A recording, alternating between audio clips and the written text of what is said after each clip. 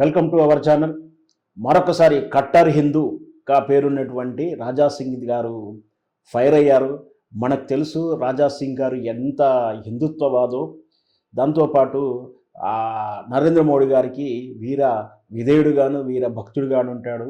అయితే ఇక్కడ తెలంగాణ రాజకీయాల్లో తాను ఒక్కడే నిన్నటి అసెంబ్లీ 2018లో రెండో టర్మ్ అసెంబ్లీలో ఒక వ్యక్తి గెలిచినటువంటి భారతీయ జనతా పార్టీ తరఫున గెలిచినటువంటి వ్యక్తి ఎమ్మెల్యే రాజా సింగ్ గారు.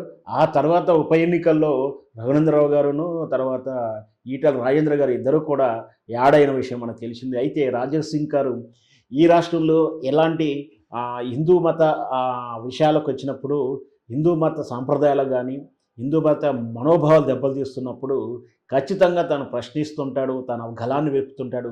ఎట్ ద సేమ్ టైం హిందుత్వం ఏదైతే తన ఎజెండాగా తీసుకుంటాడో దాంతోపాటు ఎవరైతే ఈ దేశ మనుగడకు, ఎవరైతే ఈ దేశ ఔన్నత్యానికి, ఎవరైతే ఇది దేశ సార్వభౌమత్వానికి ప్రశ్నగా నిలుస్తారో, విధ్వంసానికి కుట్రబంతున్నారో, ఎవరైతే వివాదాస్పద వ్యాఖ్యలు చేస్తారో, ఎవరైతే హిందుత్వాన్ని మనోభావాలు దెబ్బతీసేలా వ్యాఖ్యలు చేస్తారో వాళ్ళ మీద కూడా అంతకన్నా డబుల్ త్రిబుల్ స్వరాన్ని వినిపిస్తారు.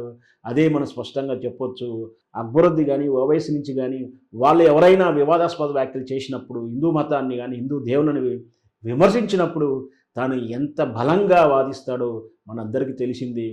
గతంలో ఈ దేశ ఔన్నత్యానికి కారకమైనటువంటి టెర్రరిజానికి నూరు పోస్తున్నటువంటి ముస్లిం మత సంస్థల మధ్య గతంలో కేసీఆర్ ప్రభుత్వం ఉన్నప్పుడు మున్నారు మీటింగ్ పెట్టినప్పుడు కూడా తాను ఏ విధంగా విమర్శించాడో, వ్యాఖ్యలు చేశాడో, తద్వారా కేసులు అవ్వడం కూడా మనకు తెలుసు. ఇప్పుడు కూడా రేవంత్ రెడ్డి మీద మళ్ళీ తాను సదేస్వరాన్ని వినిపిస్తున్నాడు. రేపు జనవరిలో వికారాబాద్లో జరిగేటువంటి తబ్లిగీ జమావత్ అనే ఈ ముస్లిం సంస్థ ముస్లిం మతాన్ని, ముస్లిం విశ్వాసాన్ని ప్రదర్శించేటువంటి ఈ సంస్థ ఎంతో వివాదాస్పదమైంది. ఇది అంతర్జాతీయ సంస్థ. ఈ సంస్థను సౌదీ అరేబియాలోను, తజకిస్తాన్ లాంటి రాష్ట్ర దేశాల్లో ఈ సంస్థను ఆల్రెడీ నిషేధించబడింది. ఇరాన్లో కూడా ఈ సంస్థను నిషేధించబడింది. ఇది తీవ్రవాదాన్ని పెంచి పోషిస్తుంది, తీవ్రవాద సాహిత్యాన్ని ప్రచారం చేస్తుందని ఆ దేశాలు నిషేధించినటువంటి ఈ సంస్థని, జమాత్ సంస్థని ఇక్కడ ఈ దేశంలో, ఈ రాష్ట్రంలో వికారాబాద్లో మీటింగ్ పెడతానికి రేవంత్ రెడ్డి సహకరించడం, దాంతోపాటు ఆ సభకు సంబంధించినటువంటి ఖర్చులకు గాను 3 కోట్ల రూపాయల నిధులు కేటాయించడాన్ని రాజా సింగ్ ప్రశ్నించాడు.